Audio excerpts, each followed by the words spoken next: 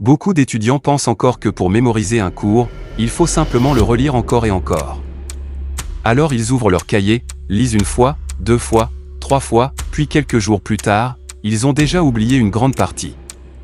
Et le pire, c'est qu'ils croient souvent que le problème vient de leur mémoire. Alors qu'en réalité, le vrai problème vient très souvent de leur méthode. Dans cette vidéo, je vais te montrer une technique de mémorisation beaucoup plus efficace que la simple relecture. Une technique qui oblige ton cerveau à vraiment travailler, et qui peut complètement changer la façon dont tu apprends tes cours. La relecture donne une impression de maîtrise, mais cette impression est souvent trompeuse.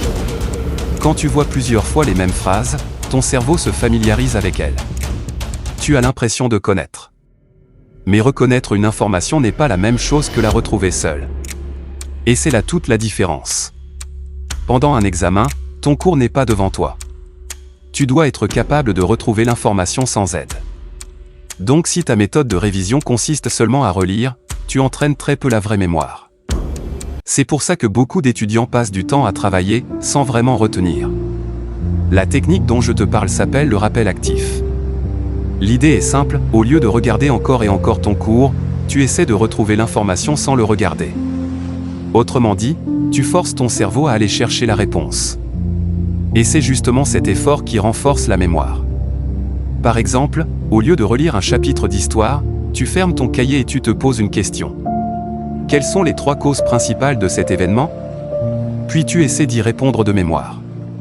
Ensuite seulement, tu vérifies ce que tu as oublié. Et c'est là que l'apprentissage devient beaucoup plus puissant. Le rappel actif est plus efficace que la relecture pour une raison très simple. Il reproduit ce que ton cerveau devra faire plus tard.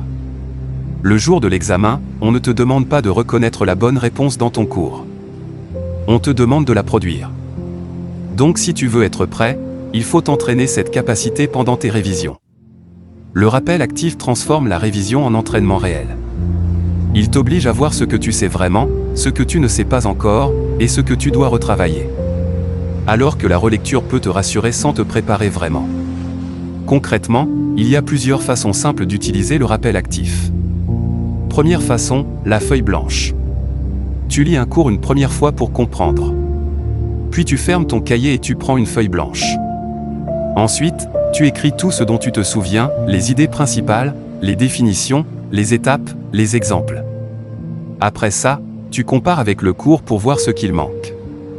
Deuxième façon, les questions-réponses. Tu transformes ton cours en questions. Par exemple, quelle est la définition? Quelles sont les causes? Quelles sont les étapes? Comment expliquer cette notion simplement? Puis tu essaies d'y répondre sans regarder tes notes. Troisième façon, l'explication simple. Tu essaies d'expliquer une notion avec tes propres mots, comme si tu parlais à quelqu'un qui ne connaît rien au sujet. Si tu bloques, c'est souvent le signe que tu n'as pas encore assez compris ou mémorisé. Et c'est justement ce qui rend cette méthode si utile. Imaginons que tu dois apprendre un chapitre de SVT. La méthode classique serait de relire ton cours 4 fois en surlignant.